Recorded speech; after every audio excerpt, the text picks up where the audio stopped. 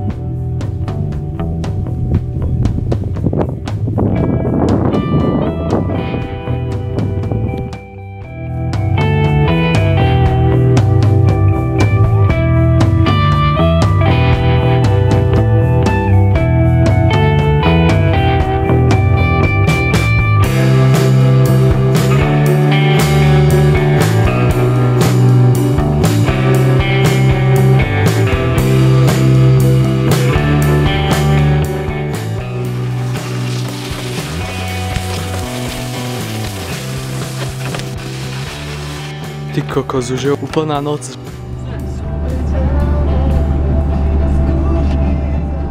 Čaute všetci, ja som Juro a zrovna roznášam tieto noviny. Pred pár dňami som sa prihlásil do jedných nemenovaných novín, ktoré teraz roznášam. No tak tam to dávať. Už tu roznášam celkom dlho a ostáva mi približne 400 schránok ešte. Takže ozvem sa vám o chvíľu.